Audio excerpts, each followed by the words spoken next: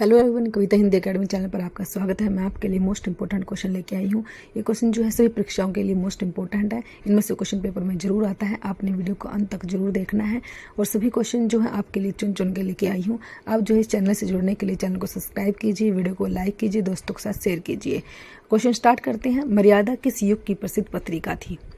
तो मर्यादा बताना है किस युग की प्रसिद्ध पत्रिका थी। भारतेंदु युग, छायावादी युग, द्विवेदी युग या छायावाद उत्तर युग? तो क्वेश्चन नंबर 1 है भारतेंदु किस युग की प्रसिद्ध पत्रिका है? सी होगा द्विवेदी युग की है। भारतेंदु जो है मर्यादा जो है किस युग की प्रसिद्ध पत्रिका है? तो द्विवेदी युग की है वो।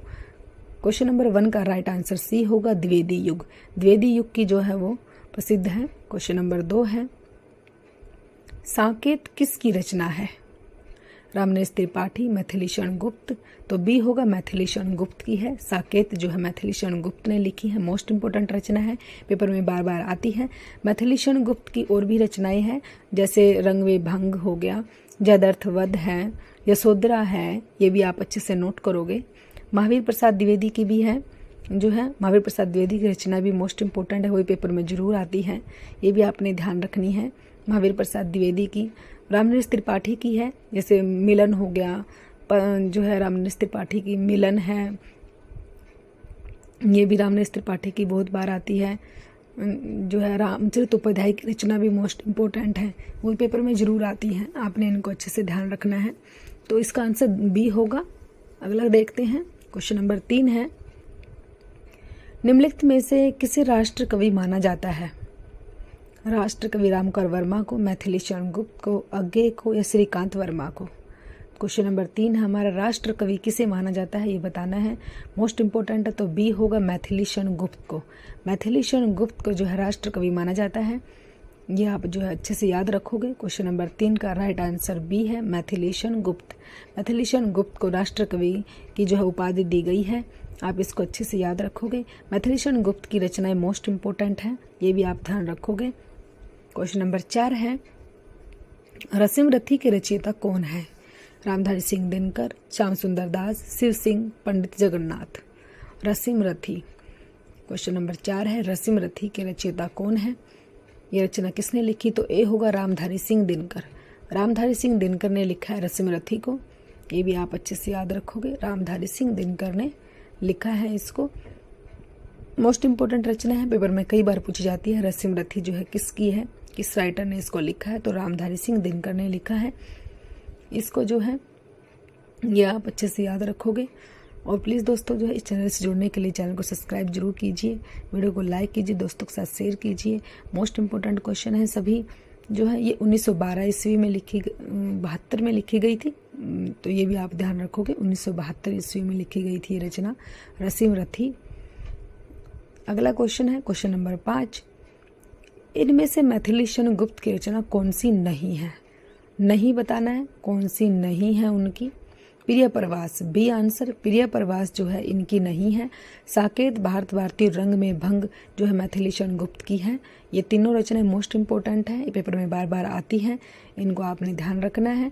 लेकिन प्रिय प्रवास जो है वो अयोध्या सिंह उपाध्याय हरियोध की है, ये भी आप नोट करोगे।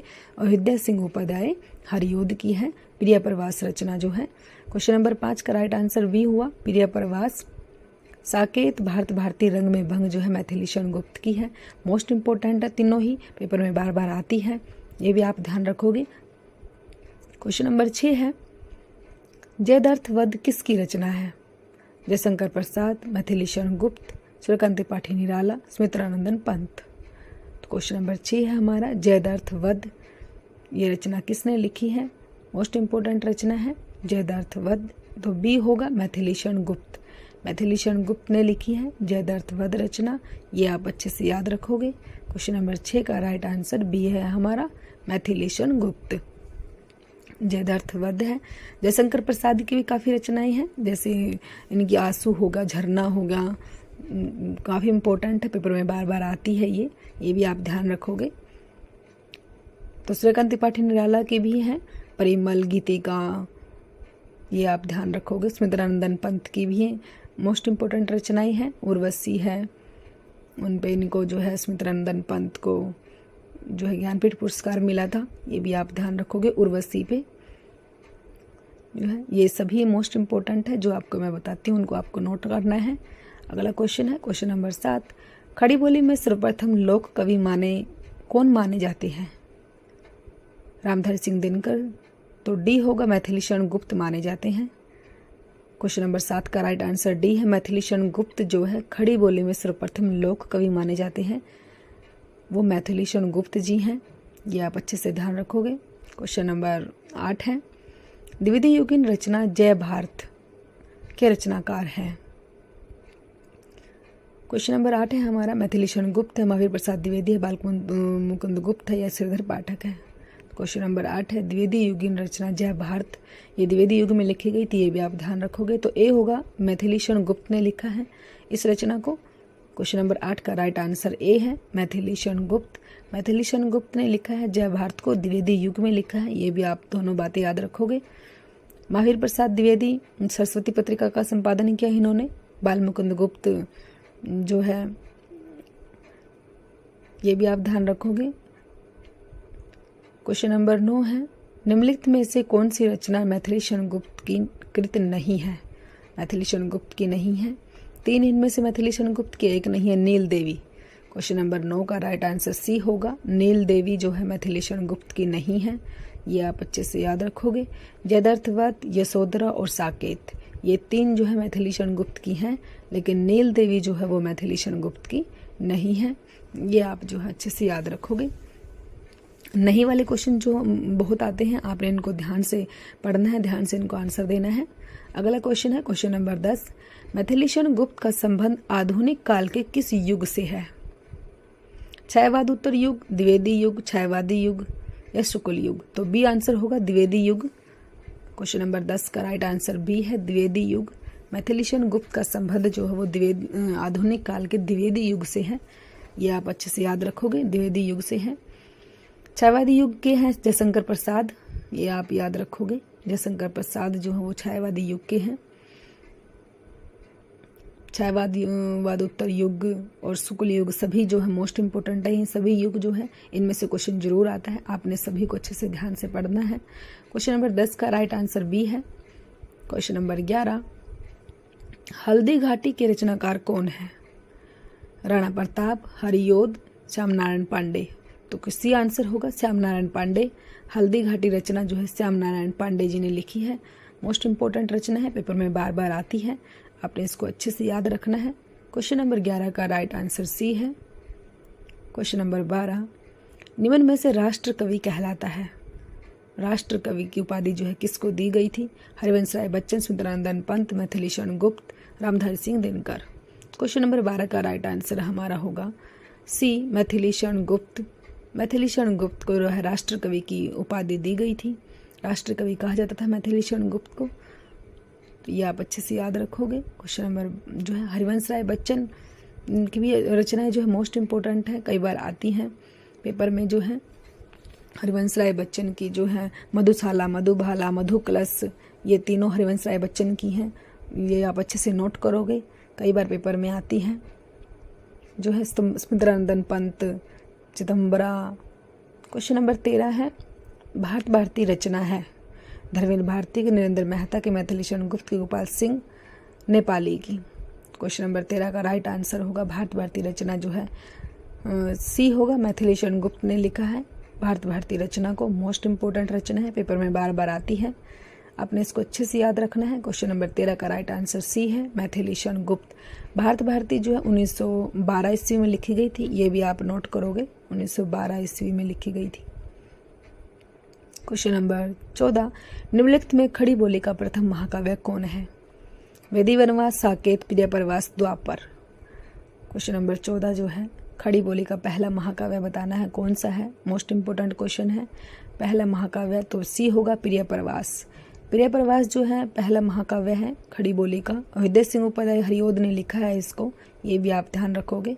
प्रिय प्रवास को जो है ये 1914 ईस्वी में लिखा है, ये भी आप नोट करोगे, 1914 ईस्वी में हृदय सिंह उपाध्याय हरियोध ने खड़ी बोली में लिखा है ये महाकाव्य जो है, ये भी आप अच्छे से याद रखोगे। क्वेश्चन नंबर 15 है, वैदेही वनवास किसकी रचना है? हृदय सिंह उपाध्याय हरियोध, रामधारी सिंह दिनकर, मैथिली शरण गुप्त, श्रीधर पाठक? क्वेश्चन नंबर 15, वैदेही वनवास किसकी रचना है? बताना है इनमें से किसकी रचना है वैदेही वनवास। क्वेश्चन नंबर 15 का राइट आंसर जो है हमारा ए होगा, अयोध्या सिंह उपाध्याय हरियोध। अयोध्या सिंह उपाध्याय हरियोध जी ने वैदेही वनवास लिखा है, ये आप अच्छे से याद रखोगे। क्वेश्चन नंबर 15 का राइट आंसर हमारा ए है, अयोध्या सिंह उपाध्याय हरियोध जी ने वैदेही वनवास को लिखा है।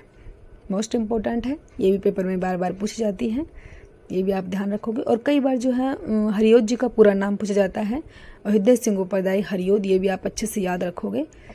शॉर्ट में लिख दिया जाता है कई बार हरियोध, तो ये आप पूरा नाम याद रखोगे। क्वेश्चन नंबर 16, उर्वशी किसकी रचना है? उर्वशी जो है किसकी रचना है? रामवृक्ष बेनीपुरी, रामधारी सिंह दिनकर, सियाराम शरण अग्गे। क्वेश्चन नंबर 16 का जो राइट आंसर बी होगा, रामधारी सिंह दिनकर ने लिखा है उर्वशी को, रामधारी सिंह दिनकर ने। क्वेश्चन नंबर 16 का राइट आंसर ये लिखा है 1972 ईस्वी में लिखा, ये भी आप नोट करोगे, 1972 ईस्वी में लिखा है उर्वशी को रामधारी सिंह दिनकर ने। मोस्ट इम्पोर्टेंट है, ये भी आप अच्छे से याद रखोगे, पेपर में कई बार पूछी जाती है ये भी रचना जो है। क्वेश्चन नंबर 16 का राइट आंसर बी है, आगे जो है तार सप्तक के कवि हैं आगे जी, ये भी आप ध्यान रखोगे। आगे जी जो है तार सप्तक के कवि हैं। आगे जो है नई कविता का संबंध भी आगे जी से है, ये आप ध्यान रखोगे। क्वेश्चन नंबर 16 का राइट आंसर बी है, रामधारी सिंह दिनकर ने जो है उर्वशी रचना को लिखा है। मोस्ट इम्पोर्टेंट है, हर बार पेपर में पूछ जाती है। रामवृक्ष बेनीपुरी, सियाराम शरण, सभी जो है मोस्ट इम्पोर्टेंट है ये राइटर। क्वेश्चन नंबर 17, किस पत्रिका के प्रकाशन वर्ष को भारतेंदु युग की समाप्ति का सूचक माना गया है?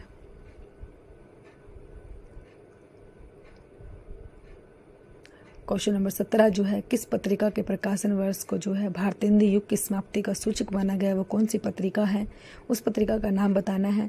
साहित्य संदेश, सरस्वती, आनंद कादम्बरी, तो बी होगा सरस्वती। सरस्वती पत्रिका को जो है भारतेंदु युग की समाप्ति का सूचक माना गया है। ये पत्रिका का नाम याद रखोगे आप, वो कौन सी पत्रिका है? सरस्वती पत्रिका है। सरस्वती पत्रिका का संपादन जो है महावीर प्रसाद द्विवेदी ने किया था, ये भी आप याद रखोगे। महावीर प्रसाद द्विवेदी ने जो है सरस्वती पत्रिका का संपादन किया। क्वेश्चन नंबर 18, महावीर प्रसाद द्विवेदी ने सरस्वती पत्रिका के संपादक कब बने? अब सन बताना है हमें, कब बने थे वो? 1901, 1902, 1903 या 1904 ईस्वी में? कौन सी ईस्वी में बने थे महावीर प्रसाद द्विवेदी जो है सरस्वती पत्रिका के संपादक? क्वेश्चन नंबर 18 जो सी आंसर होगा 1903 ईस्वी। 1903 ईस्वी में जो है महावीर प्रसाद द्विवेदी जी सरस्वती पत्रिका के संपादक बने थे, ये आप अच्छे से याद रखोगे। क्वेश्चन नंबर 19 है, भारतेंदु युग और द्विवेदी युग को जोड़ने वाली कड़ी का कवि किसे कहा गया है? क्वेश्चन नंबर 19 है हमारा, बद्रीनाथ चौधरी प्रेमगन, मैथिली शरण गुप्त, राधाचरण गोस्वामी, बालमुकुंद गुप्त। तो किसको जो है भारतेंदु युग और द्विवेदी युग को जोड़ने वाली कड़ी का कवि कहा गया है? वो कौन सा कवि है जिन्होंने भारतेंदु युग और द्विवेदी युग दोनों को जोड़ा है? क्वेश्चन नंबर 19 का जो है राइट आंसर डी होगा, बालमुकुंद गुप्त। बालमुकुंद गुप्त जी ने जो है भारतेंदु युग और द्विवेदी युग दोनों को जोड़ने का काम किया है। जो दोनों को जोड़ने वाली कड़ी है ये बालमुकुंद गुप्त जी हैं। क्वेश्चन नंबर 20 होगा, मैथिली शरण गुप्त ने अपना काव्य गुरु किसे माना? मोस्ट इंपोर्टेंट क्वेश्चन, पेपर में बार बार आता है ये क्वेश्चन। क्वेश्चन नंबर 20 है हमारा, सूरदास को, वल्लभाचार्य को, तुलसीदास को, महावीर प्रसाद द्विवेदी को। तो क्वेश्चन नंबर 20 का राइट आंसर डी होगा, महावीर प्रसाद द्विवेदी को। महावीर प्रसाद द्विवेदी को मैथिली शरण गुप्त ने अपना गुरु माना है। क्वेश्चन नंबर 20 का right answer D. Question number 21, Maithili Sharan Gupt को राष्ट्र कवि की उपाधि किसने दी? हिंदी साहित्य सम्मेलन ने, नागरिक पहचान सभा ने, महात्मा गांधी ने, केंद्रीय हिंदी निदेशालय ने। क्वेश्चन नंबर 21, मैथिली शरण गुप्त को राष्ट्र कवि की उपाधि किसने दी? मोस्ट इंपोर्टेंट क्वेश्चन, पेपर में बार बार आता है क्वेश्चन। किसने जो है मैथिली शरण गुप्त को राष्ट्र कवि की उपाधि दी थी? तो सी होगा, महात्मा गांधी। महात्मा गांधी जी ने जो है मैथिली शरण गुप्त को राष्ट्र कवि की उपाधि दी थी। तो क्वेश्चन नंबर 21 का राइट आंसर सी है। क्वेश्चन नंबर 22, हिंदी खड़ी बोली का प्रथम कवि किसे कहा जाता है? सरहप्पा, पुष्य या पुंड, भारतेंदु हरिश्चंद्र, श्रीधर पाठक। क्वेश्चन नंबर 22, हिंदी खड़ी बोली का प्रथम कवि, पहला कवि जो है हिंदी खड़ी बोली का किसे कहा जाता है? मोस्ट इंपोर्टेंट क्वेश्चन, तो डी होगा, श्रीधर पाठक। श्रीधर पाठक को जो है हिंदी खड़ी बोली का पहला कवि माना जाता है, ये आप अच्छे से याद रखोगे। क्वेश्चन नंबर 23 है, प्रिय प्रवास में किस रस की प्रधानता है? वीर रस, श्रृंगार रस, वीर और श्रृंगार, श्रृंगार और करुण रस।